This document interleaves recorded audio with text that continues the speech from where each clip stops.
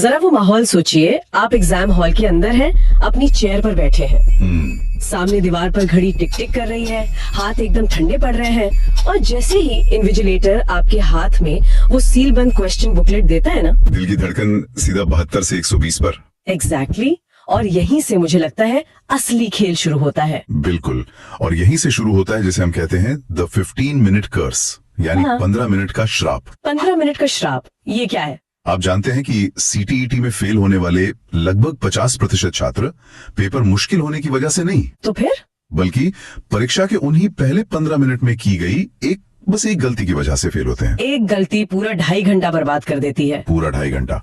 और एक और राज है, अच्छा, एक ब्रेन वार्म अप सीक्रेट जिसे टॉपर्स इस्तेमाल करते हैं ताकि उनका दिमाग पहले मिनट से ही मतलब फरारी की स्पीड पकड़ ले। वाओ, तो ये गलती और ये राज दोनों का खुलासा हम आज करेंगे, और मैं बता दूं, अगर ये चूक गया ना तो सब कुछ आते हुए भी एग्जाम हॉल का प्रेशर आपको तोड़ सकता है। सही बात है, चलिए शुरू करते हैं। तो होता क्या है, पेपर सामने आया और दिमाग एक सिग्नल भेजता है, खतरा, डेंजर। इमीडिएटली शरीर में एड्रेनलिन दौड़ने लगता है, इसी वजह से हाथ कांपते हैं, और जो पढ़ा हुआ था वो भी अचानक से धुंधला सा लगने लगता है। हाँ, और यहीं पर छात्र सबसे बड़ी गलती करते हैं। पेपर मिलते ही जैसे एकदम जानवरों की तरह उस पर टूट पड़ते हैं। मैंने देखा है, सील खोली और फटाफट पेज पलटने लगे। और मन में क्या चल रहा है? अरे ये सवाल तो आता ही नहीं, संस्कृत का पैसेज कितना बड़ा है। बस खेल खत्म। खेल खत्म। आपने अपने दिमाग को एक नेगेटिव सिग्नल दे दिया। तो ये नहीं करना है, बिल्कुल नहीं। और इसके लिए हमें आपसे एक वादा चाहिए। अभी इसी वक्त कमेंट में लिखिए, मैं पैनिक नहीं करूंगा। हाँ, ये जरूरी है। अपने दिमाग को अभी से ट्रेन करना शुरू कीजिए। अच्छा, तो सही तरीका क्या है? देखिए, पेपर मिलने के बाद शुरू के जो 2 मिनट हैं वो पढ़ाई के नहीं है। तो किस चीज के हैं? वो है चेकिंग के। शांति से देखिए क्या सारे पेज हैं, कहीं प्रिंट खराब तो नहीं। और सबसे जरूरी, बुकलेट कोड और OMR कोड, क्या वो एक ही हैं? हाँ, हमारी पुरानी OMR शीट ब्लंडर्स वाली चर्चा याद है ना? अरे हाँ, अगर रोल नंबर भरने में गलती हुई तो कॉपी ही चेक नहीं होगी, सारी मेहनत बेकार। एग्जैक्टली तो पहले ये सब तसल्ली से चेक करना है। अब उस राज की बात करते हैं, ब्रेन वार्म अप वाला। हाँ, देखिए, जिम जाते ही कोई सीधा 100 किलो का वजन तो नहीं उठाता ना। नहीं, पहले वार्म अप करते हैं, स्ट्रेचिंग करते हैं। तो एग्जाम में दिमाग से सीधा मुश्किल सवाल क्यों हल करवाते हो? उसका भी तो वार्म अप चाहिए। सही पकड़े हैं, बिल्कुल सही पॉइंट है। टॉपर्स की स्ट्रैटेजी है फाइंड द लड्डू। लड्डू ढूंढो मतलब आसान सवाल ढूंढो। पेपर खोलते ही क्वेश्चन नंबर 1 से शुरू मत करो। तो कहाँ से करें?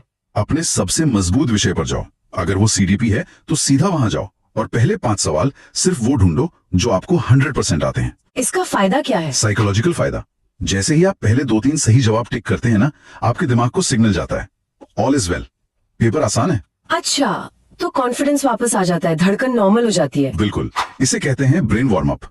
हमारे टैग वर्ड्स याद हैं? अवसर, प्रोत्साहन। हाँ हाँ, ऐसे शब्द दिखे, टिक करो और कॉन्फिडेंस बढ़ाओ। चलिए, तो अभी तय करते हैं, आप परीक्षा में सबसे पहले कौन सा विषय उठाएंगे? कमेंट में लिखिए, मेरा फर्स्ट सब्जेक्ट नेम। हाँ, जरूर लिखिए, जो सबसे मजबूत है वही लिखना। ठीक है, वार्म अप हो गया। अब रास्ते में एक गड्ढा आएगा। गड्ढा?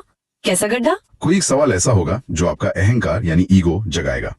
मन में आएगा, मैंने इतनी पढ़ाई की, ये सवाल मुझसे कैसे नहीं हो रहा? हाँ, होता है, और हम उस पर 2-3 मिनट बर्बाद कर देते हैं। ये एक जाल है, एक ट्रैप।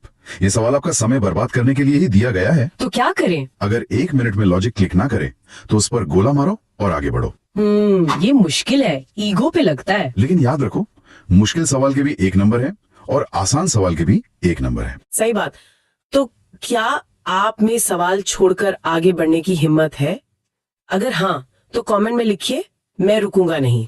तो पहले 15 मिनट का खेल अब आप समझ गए हैं। पैनिक नहीं करना, बुकलेट चेक करनी है, आसान सवालों से वार्म अप करना है, और अहंकार पर काबू रखकर आगे बढ़ना है। शुरुआत अच्छी होगी तो अंत अपने आप अच्छा होगा।